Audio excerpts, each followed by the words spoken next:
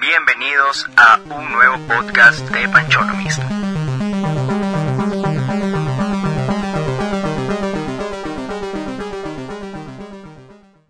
Bienvenidos a un nuevo podcast del Club de Economía del Panchonomist de la Universidad San Francisco de Quito. El día de hoy les estamos hablando Edwin Durán y Ricardo Mayorga, y tenemos el orgullo de contar con nuestra querida invitada Ana María Correa. Buenos días. Buenos días, qué gusto estar con ustedes. Buenos días. Hoy vamos a hablar sobre un tema de actualidad que ha sido bastante importante, bastante controversial y ha tenido un montón de implicaciones preocupantes tal vez en el ámbito de la política internacional y de la economía. Vamos a hablar sobre el asesinato, sobre la muerte del alto mando iraní Qasem Soleimani. ¿Ya? ¿Qué pasó? El lunes 3 de enero de 2020, alrededor del aeropuerto de Bagdad en Irak, el importantísimo general Qasem Soleimani, que era el líder de la unidad revolucionaria islámica, denominada como Fuerzas Quds, fue asesinado con un ataque de drones ordenado desde la Casa Blanca estadounidense, que atacó a un grupo de vehículos entre los cuales se habría estado transportando. Eso ha traído una enorme preocupación tanto a las organizaciones internacionales más representativas como a los civiles de múltiples países distintos, particularmente debido al temor de una potencial guerra a mayor escala y también por las implicaciones económicas que estos han tenido en el mundo y sobre los posibles escenarios que se pueden desarrollar a partir de esto. Entonces, mucha gente estaba hablando de la preocupación de que haya una nueva guerra. Mucha gente estaba hablando en redes sociales de que no, esto se va a hacer un asunto mucho más grande, y han estado mucho preocupadas por eso. Pero de lo que no se ha hablado tanto es acerca de las implicaciones económicas que han habido para el mundo a raíz del conflicto y cuáles son los posibles escenarios que nos aguardan en cuestiones financieras y en cuestiones económicas. Entonces, el día de hoy nos hemos planteado estas fascinantes preguntas y estamos dispuestos a echar luz sobre ellas para informarles a todos ustedes acerca de qué implica un escenario de guerra a nivel mundial en la actualidad. Entonces, de lo que nos gustaría empezar conversando es acerca de lo que realmente ha estado ocurriendo a efecto de este problema. Entonces, me gustaría que por favor Ana María nos ayude explicándonos qué opina usted acerca de este problema, por qué se ha empezado a dar o qué va de este problema. A ver, sí, creo que el problema que se dio en diciembre, finales de diciembre, principios de enero, fue un acto que asustó al mundo entero. Es decir, todo el mundo estaba ya con este temor de que había la posibilidad de que se desate la Tercera Guerra Mundial. Pero lo que sucede es que ni a Estados Unidos ni a Irán le interesa una guerra, y peor una guerra a esa escala. Okay. Y otra cosa que ha cambiado radicalmente el escenario es la irrupción del coronavirus en el mundo, porque tanto Estados Unidos como Irán en la actualidad están realmente batallando con la necesidad de contener la expansión del virus. Irán es uno de los países con mayor número de contagiados. En Estados Unidos también han tenido un menor éxito que, por ejemplo, en China, en la contención del virus. Entonces yo realmente pienso que primero, por esta irrupción del coronavirus, y segundo, por la situación política interna de Estados Unidos, creo que esa posibilidad de que el conflicto escale se volvió mucho más lejana. Okay. Eso no quiere decir que en el futuro inmediato no haya la posibilidad de recaer en el conflicto, sobre todo de cara a las elecciones de Estados Unidos. Si es que el presidente Donald Trump es reelecto, es probable que la conflictividad con Irán continúe y no se pueden descartar acciones que Irán pueda realizar no directamente contra Estados Unidos, pero sí probablemente contra alguno de sus aliados en la región del Oriente Medio. Entonces, claro, la conflictividad no ha cesado, pero el mundo en este momento está abocado a resolver problemas más serios, como es la pandemia del coronavirus, que pone la atención de los gobiernos al 100% a contener la expansión del virus. Sí, incluso antes de que pasara el coronavirus, había varios expertos que decían que no se iba a desatar ningún conflicto a mayor escala porque las represalias supuestamente iba a tomar Irán contra Estados Unidos no iban a ser mayores, debido a que Irán no se sentía dispuesto a enfrentarse a una potencia como los Estados Unidos. Así es. De hecho, la respuesta que Irán dio al asesinato de este segundo personero de su gobierno fue una respuesta claramente con dos contenidos. Un contenido, sí, estamos respondiendo, pero el segundo es, no vamos a atacar a personas de Estados Unidos. Estamos la respuesta fue totalmente dirigida a blancos en donde no hubiera ciudadanos estadounidenses. Entonces eso era una señal como de que te respondo porque te tengo que responder, pero no te estoy dando una señal de guerra, más bien es una señal de contención, de paremos el conflicto. Y así fue entendido el ataque por el presidente de los Estados Unidos, que dijo, sí, hubo este ataque, pero no han habido bajas de ciudadanos, entonces entendemos que aquí más o menos hay como un alto al conflicto. Entonces, este año digamos, va a ser muy interesante para el mundo en general para ver cómo se desarrolla la contención de la pandemia y obviamente los efectos económicos, porque esto sí está teniendo efectos económicos a nivel global mucho más fuertes que el mismo conflicto que hubo entre Estados Unidos e Irán a principios de año. Los efectos en la economía se están viendo incluso para nuestro propio país. El precio del petróleo ha decaído, la economía en general está lenta, el hecho de que las fábricas en China estén paradas o que la demanda en China también se haya bajado tiene un impacto gigantesco para todos los países del mundo, incluso para Estados Unidos. Entonces, ese sí es un fenómeno que le va a tener ocupado al mundo durante este año. Por supuesto, pero hay algo que a mí me llamó bastante la atención.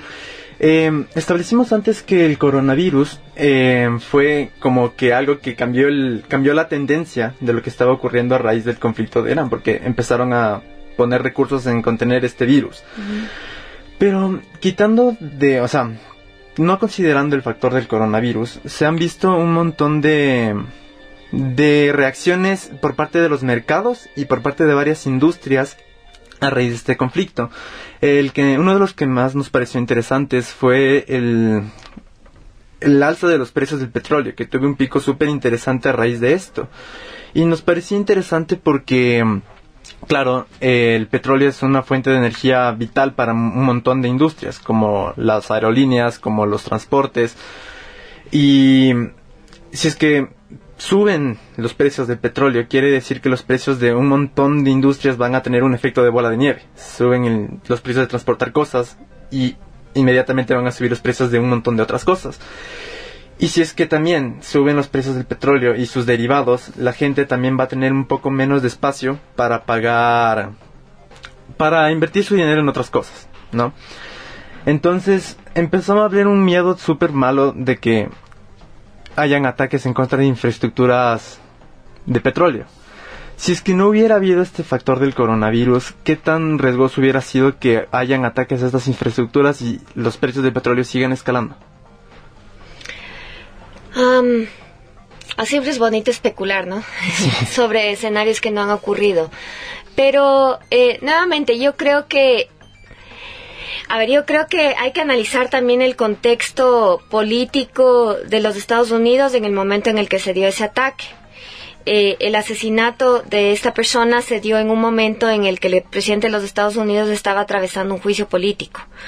Entonces, no es descartable la posibilidad de que el presidente de los Estados Unidos haya querido un poco mover la atención, mover el foco de la opinión pública del juicio político al asesinato de esta persona, que quizá a la luz de la opinión pública en Estados Unidos, Irán siempre ha sido considerado como un enemigo de los Estados Unidos. Entonces, pueden haber habido estas motivaciones. Ahora, que definitivamente, si quitamos del escenario del coronavirus, Estados Unidos hubiera querido escalar el conflicto y que Irán también lo hubiera hecho, no estoy muy segura de que eso hubiera ocurrido. Sí había un temor importante de que eso suceda, pero nunca los eventos se dan de forma aislada. Siempre hay que también analizar qué está pasando con la política interna de cada vez, sobre todo de Estados Unidos, que es el hegemón y es el que estaba llevando a cabo estas acciones. Entonces, claro, Irán siempre puede responder y ha tenido años para entrenar a sus milicias, para hacer una guerra tipo de guerrillas, para atacar a aliados de Estados Unidos. Esa posibilidad queda latente, no se descarta, pero yo creo que el propio presidente de Estados Unidos tiene cosas también urgentes que hacer internamente para poder ganar la elección. Si es que ir a guerra con Irán es uno de los factores que le hubiera ayudado para reelegirse, hay personas que dicen que sí, hay personas que dicen que no. Yo no estoy tan segura de que eso hubiera sido el caso. Sí, justamente sí vamos a comentar después de que pudo no haber sido una estrategia como para reelegirse y para desviar el foco de atención. Creo que también hay que tomar en cuenta de que Estados Unidos ha sido históricamente de los países, o el país tal vez más intervencionista de todos. De sus 244 años de historia, el 90% ha pasado en guerras, en conflictos o relacionado con conflictos. Entonces, tal vez sí había un interés económico en que sea beneficioso si no para los estadounidenses, tal vez para el gobierno estadounidense, tal vez para el complejo militar industrial estadounidense, porque se vio que inmediatamente después del ataque no inmediatamente, pero en esa semana, subieron muchísimo las acciones de las empresas relacionadas con el armamento, en Estados Unidos especialmente. Uh-huh. Y alrededor del mundo. Entonces, tal vez pudo haber sido no solo una estrategia, digamos, en el sentido electoral para reelegirse, sino también económica, para reactivar su máquina intervencionista. Es posible. En general, creo que, digamos, que esta región del mundo siga en conflicto y que Irán pueda seguir armando, dando recursos, entrenando a terroristas, es algo que a Estados Unidos definitivamente no le conviene. Sí, probablemente hay intereses económicos que se benefician, que siempre se han beneficiado con las guerras, ¿no? Y el gobierno de Estados Unidos está vinculado de alguna forma directa o indirecta a esos intereses. Entonces también no es descartable ese escenario. Pero en general me parece que este presidente, a diferencia de todos los presidentes anteriores de Estados Unidos, que tenían como una idea clara, como una máxima de operación de que siempre los Estados Unidos hacían intervenciones a favor de la democracia y para mejorar los derechos humanos de los ciudadanos de X país. En este caso me parece que el presidente Trump se aleja completamente de esa tradición compartida por ambos partidos, ¿no? Y tiene un enfoque mucho más de hacia adentro, ¿no? Hacia adentro de los Estados Unidos, y no tiene mayor interés, digamos, de que los Estados Unidos sea este campeón de la democracia, de los derechos humanos, como han sido todos los presidentes anteriores. Entonces, en esa medida, no creo que se pruebe esta hipótesis de que tiene esta necesidad de intervención. El mismo caso de Venezuela en América Latina es claro, ¿no? Si es que tuvieran esta necesidad de intervención, ya hubieran hecho algo en Venezuela hace rato, y vemos que la situación en Venezuela sigue como está. Sí, la verdad es que yo personalmente considero que yo no consideraría un ejemplo de que los anteriores presidentes a Donald Trump hayan sido como ejemplares de defensa de los derechos humanos y cosas así. desde los archivos de Julian Assange que atacaron a Bush, a Hillary Clinton y a Obama, se veía como, o sea, se vio incluso cómo mataban selectivamente a periodistas en Irak. Se alzó la cifra de muertes en Irak de los 200.000, creo que decían las cifras oficiales del gobierno, a 1 millón de personas. La verdad es que creo que lo único que cambia entre los distintos partidos políticos o los distintos presidentes que ha tenido Estados Unidos últimamente es el discurso. No, yo no quiero aclarar porque no creo que quería explicarme mejor.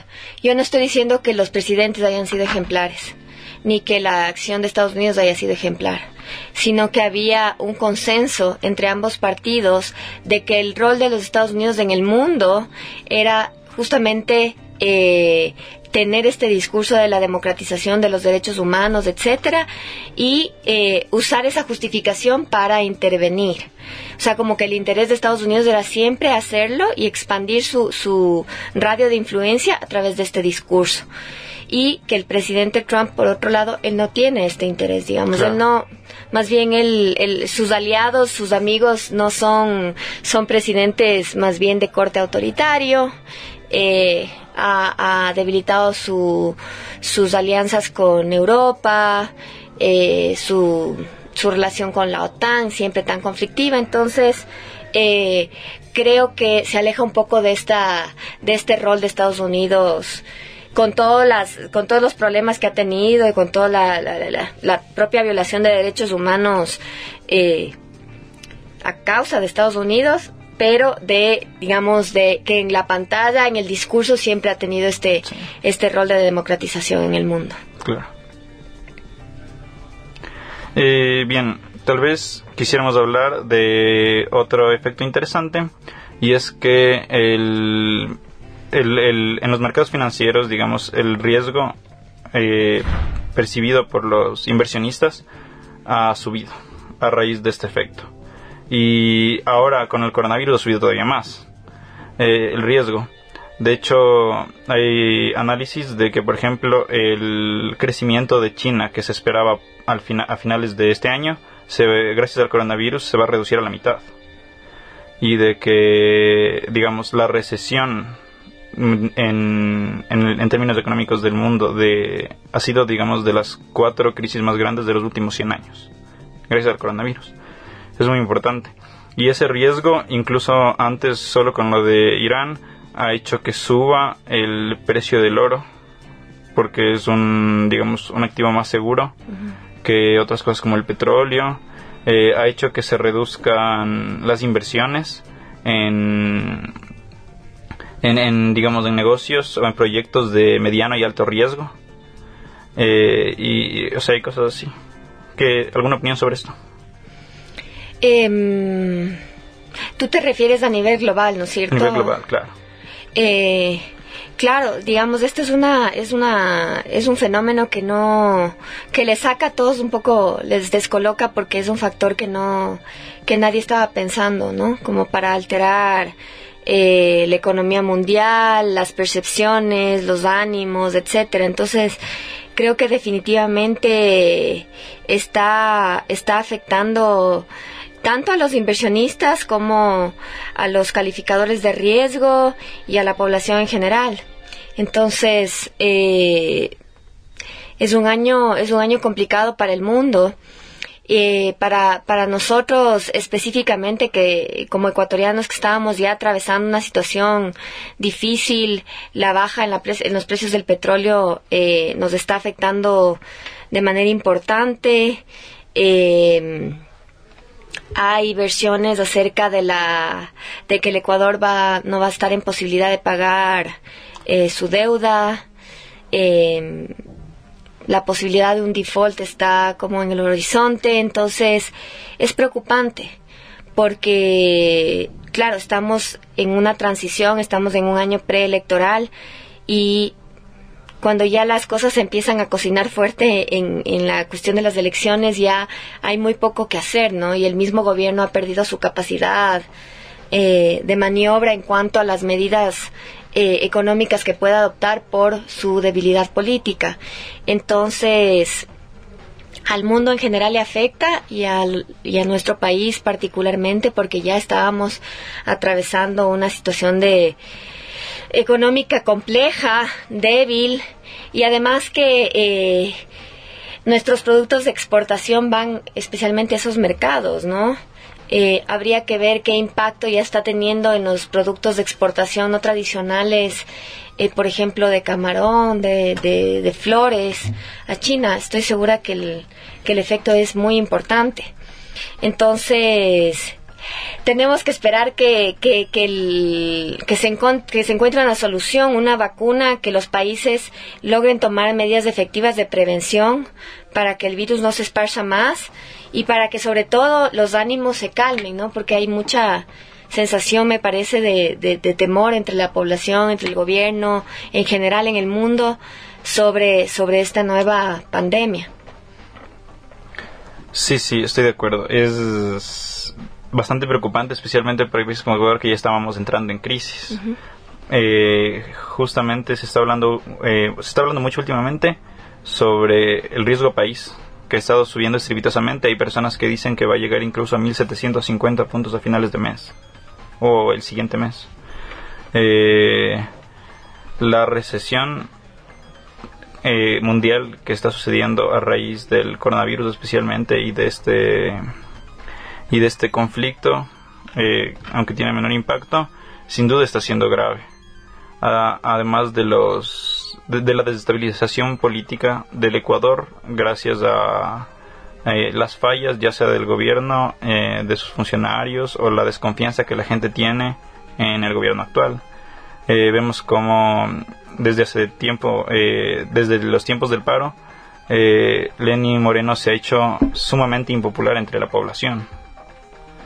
Entonces, o sea, todo esto preocupa, porque incluso puede empeorar la crisis. Ya vemos lo que está pasando en Chile y todas las revueltas que han estado sucediendo en Latinoamérica. ¿Algo más que agregar? Sí, a mí me resulta bastante preocupante el incremento que está habiendo en la aversión al riesgo. Porque, a ver, me gustaría verle como que un poco progresivo, porque si es que no se está invirtiendo en desarrollo, en empresas que son consideradas de medio a alto riesgo, también se está estancando un proceso de desarrollo tecnológico y de desarrollo de otras industrias, porque ya no va a haber fondos para este tipo de industrias. Entonces, no sé, me parece que todo esto de la situación de que iba a haber una guerra, sumado con lo del coronavirus, está haciendo que esto sea mucho más grave. Pero lo que yo estaba leyendo es que, no sé, nosotros habiendo estudiado estas cosas, podemos ver que el ataque de Irán hacia las bases fue como que más simbólico, y por eso no es como que se levantan muchas alarmas de que va a escalar una nueva guerra. Pero realmente los mercados lo ven de esta manera. Mi pregunta va, mientras la gente que sabe de esto se da cuenta de que no es un ataque que puede implicar una guerra a mayor escala, ¿los mercados financieros y los mercados de inversión están conscientes de eso? ¿O también siguen viendo que no, aparte de tener coronavirus, tenemos el riesgo de una tercera guerra mundial? Entonces los riesgos, o sea, la aversión a inversiones de alto riesgo solo decrecen, pero un montón. Uh-huh. ¿Piensas tú que hay ese riesgo? ¿Que hay esa percepción de los mercados? No, yo pienso que la atención ya se movió completamente de foco hacia el coronavirus. Uh-huh. Y me parece que más bien ahorita la atención justamente está en la necesidad de que se encuentre la vacuna pronto, de que se calmen los ánimos y que la economía vuelva a estar en su ritmo habitual. No creo que ahorita hayan inversionistas, perceptores de riesgo, etcétera, que estén pensando en que va a ocurrir una tercera guerra mundial. En cuanto al tema que tú mencionabas del riesgo en el Ecuador, sí estaba justo chequeando, porque esta mañana me mandaron la última medición de riesgo país, está en 1711.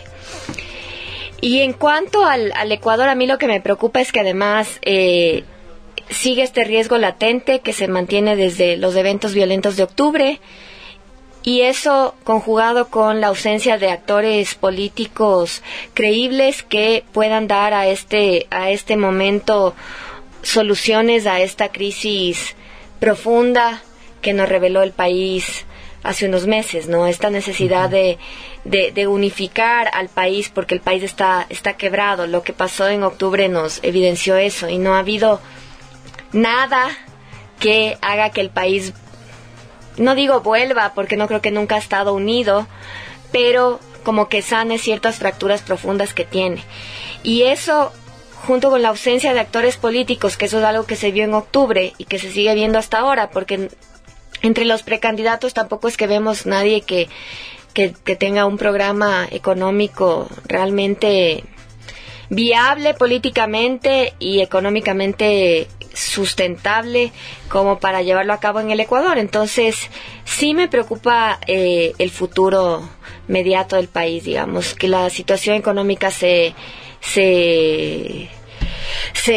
vuelva peor, que las elecciones nos traigan actores políticos débiles que no tengan la posibilidad de hacer de dar un giro al Ecuador, la posibilidad del retorno de Correa con este afán que tiene de impunidad y de venganza, y eso en un entorno global muy inestable, complicado por este tema del coronavirus, que no lo habíamos vivido antes en esta magnitud. Habíamos tenido otro tipo de epidemias, pero creo que en esta nos sentimos más atemorizados.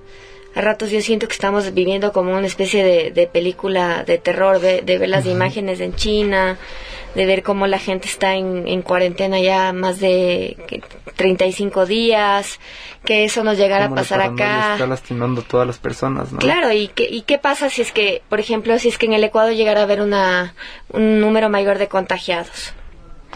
Y nos obligan a hacer cuarentena.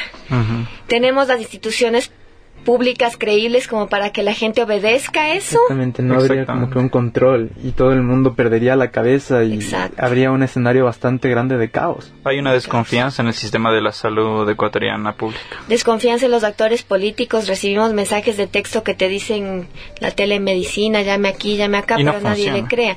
Y cuando nos digan tiene que quedarse en su casa por 20 días, ¿quién va a hacer caso?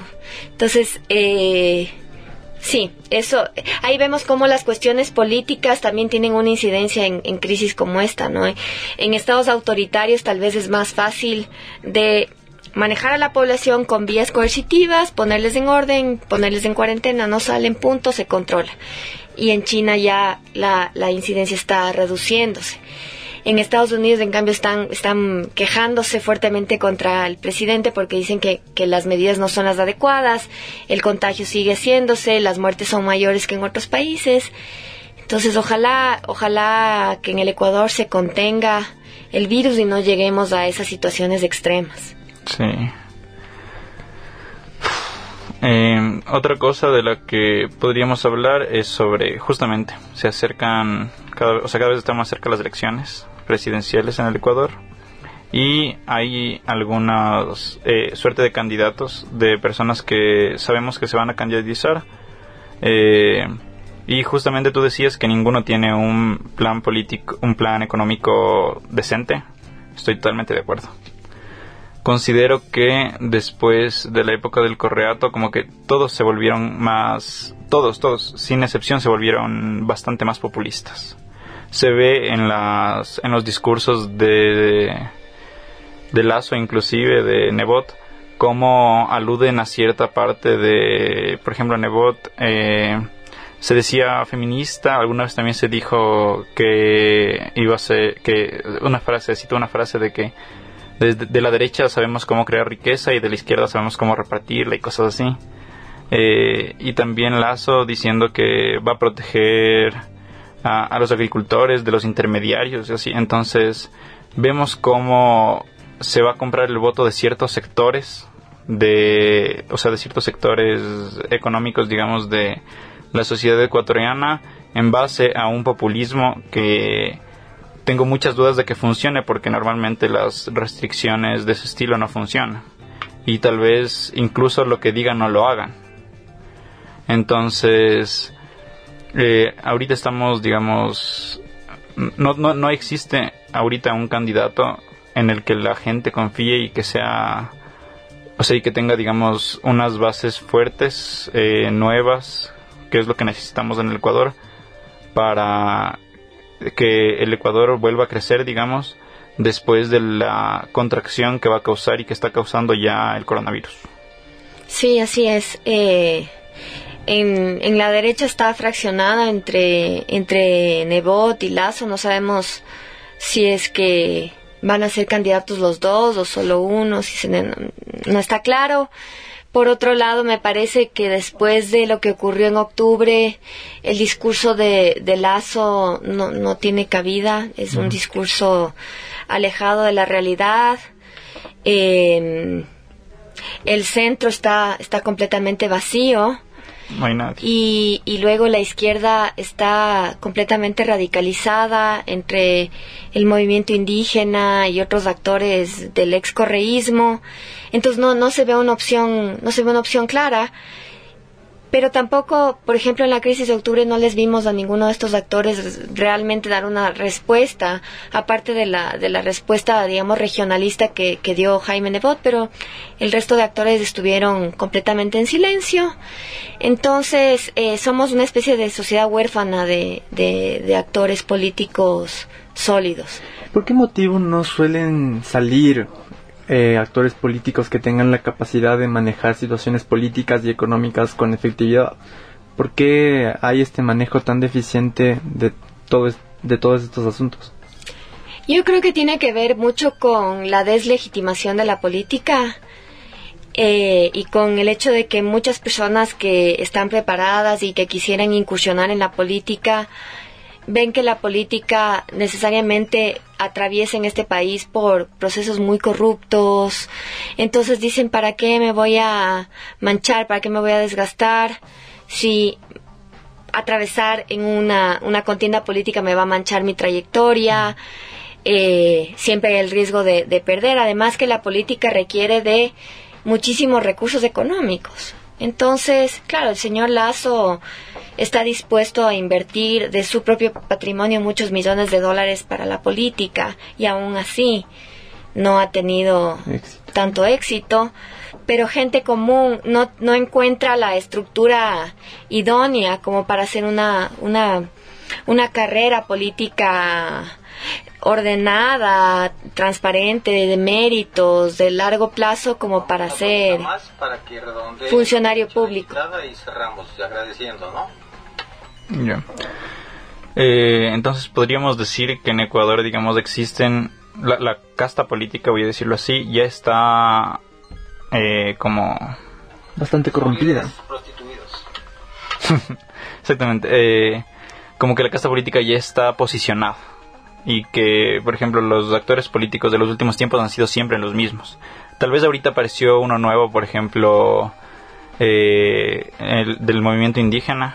Han aparecido actores nuevos, pero que tienen ideas muy parecidas a lo que ha tenido el correísmo. A pesar de que se dicen anticorreístas en el discurso, las políticas económicas que han logrado decir o que han logrado proponer han sido bastante parecidas a lo que es lo que se llama la economía popular y solidaria y cosas así.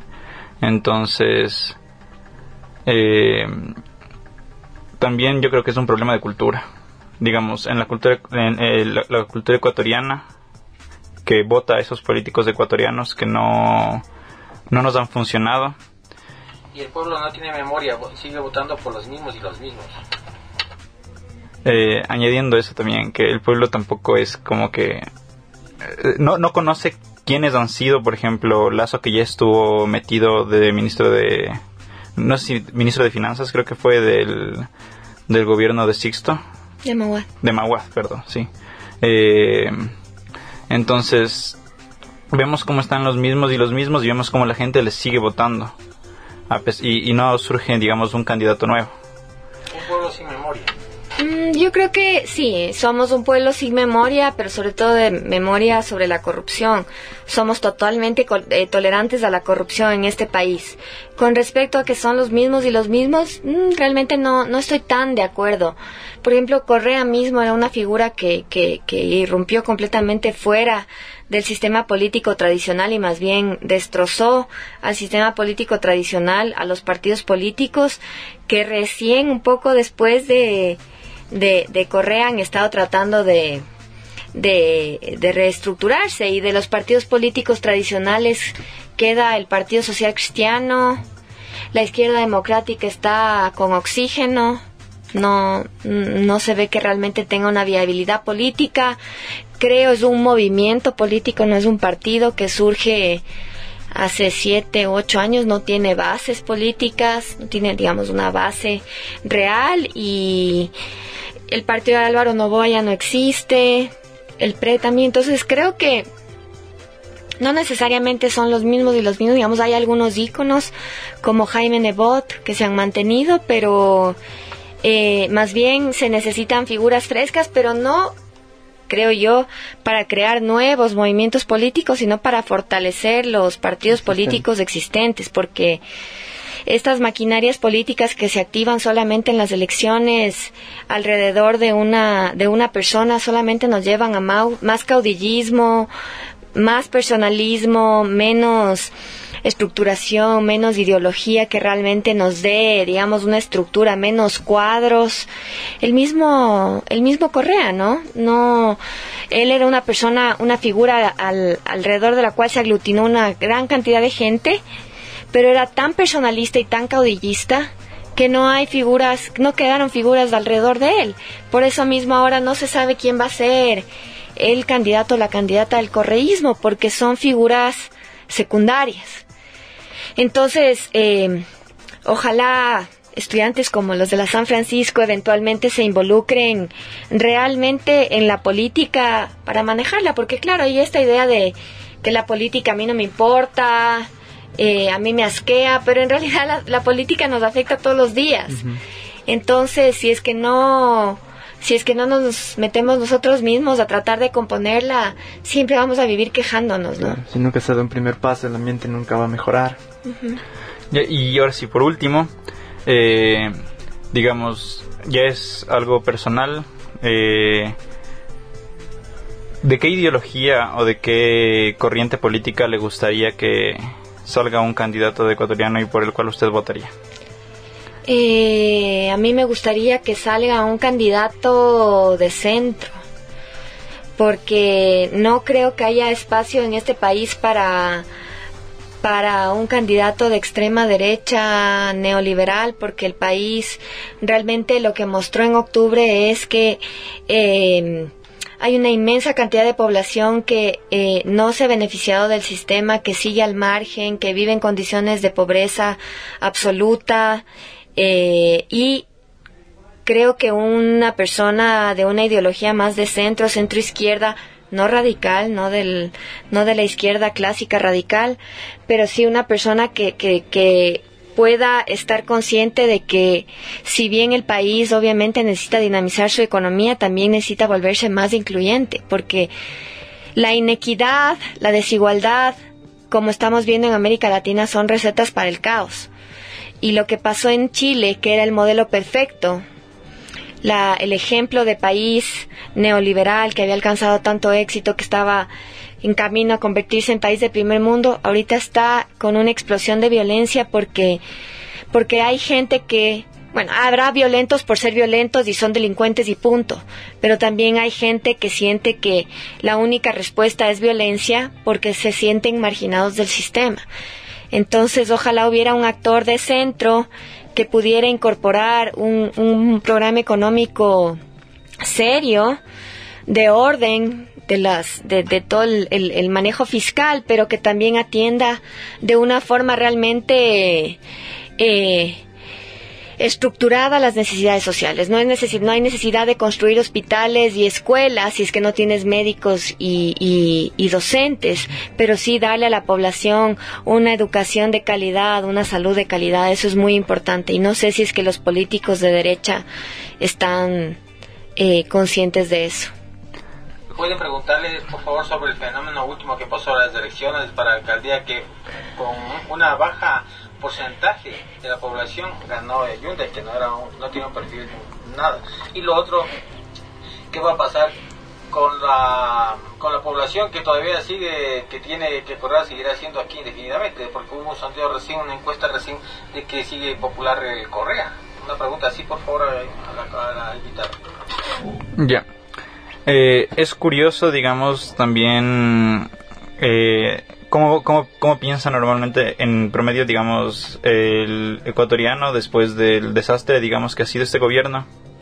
Ha habido una encuesta últimamente sobre si piensan que Correa va a volver, que va a seguir aquí, y parece que sigue siendo bastante popular entre la gente, y que la gente, digamos, a raíz de que este gobierno ha sido un desastre, quiere que vuelva a Correa.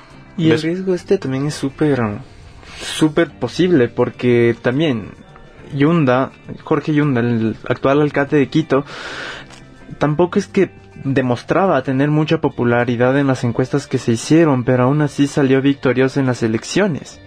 Ahora que tenemos a Correa también con cierta influencia bastante interesante en las encuestas, ¿qué tan riesgoso es que volvamos a tenerlo como presidente en el futuro? A ver, yo creo que la gente tiene esta añoranza de Correa porque Correa era una persona sin duda extremadamente carismática, que además tuvo la buena suerte de tener su periodo presidencial en un periodo de bonanza económica altísima, lo cual le permitió elevar muchísimo el gasto social, no necesariamente el gasto social que llevara a reformas estructurales, sino justamente de que se vean las escuelas del milenio. Entonces, claro, para la gente de pocos recursos, de zonas aisladas y deprimidas en el Ecuador, la diferencia sí fue grande, digamos, de no tener nada, aunque sea tener las carreteras, a tener la escuela del milenio, aunque no tenga profesores, etcétera. Entonces, como decía, primero, la gente es muy tolerante a la corrupción y el resto de políticos no se han preocupado en entender por qué el correísmo tuvo tanto éxito y por qué la gente todavía sigue añorando a Correa. O sea, como que no ha habido un esfuerzo estructurado en, bueno, pensémosle al país en cuanto a su situación económica, social, etcétera, y démosle al país una respuesta integral para esos problemas. Entonces, por eso la gente sigue añorando a Correa.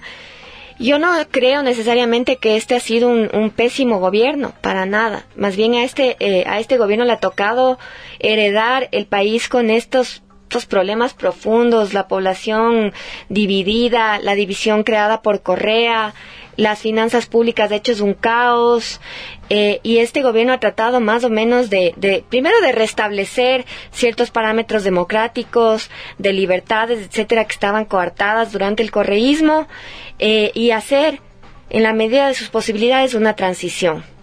Que la transición no es exitosa totalmente y que nos queda muchísimo, por supuesto, pero les toca, como digo, tenemos actores políticos irresponsables y en año electoral se van a querer aún más distanciar de este gobierno. El caso del alcalde Yunda es súper problemático porque una persona que gana con el 21% no tiene ninguna legitimidad como para hacer nada. Entonces, bien pudiera haber ganado él o cualquiera de los otros. Era una cuestión casi de tirar a la suerte. Y yo voy a votar por yo ahora me dio ganas de votar por Paco Moncayo y ganaba Moncayo o César Montúfar, no sé. Entonces, es un actor político, un alcalde que no tiene la representatividad, una persona sin la preparación adecuada para manejar los problemas de una ciudad que es compleja, y por eso es que sentimos esta sensación de que estamos como en el abandono. Así que es problemático el diseño electoral que tenemos. Muchísimas gracias, Ana María, por tu presencia con nosotros en el podcast. La verdad ha sido muy grato tenerla aquí, pero ya es hora de cerrar. Sí, terminando con nuestra interesante conversación, otra vez te queremos agradecer por venir y hablar con nosotros. Y invitamos a quienes oigan este podcast a la reflexión, a la investigación y a la lectura para que, para formar entre todos un mejor ambiente político en el país. No se pierdan la siguiente edición del podcast por el Club de la Economía de la Universidad San Francisco de Quito. Muchas gracias.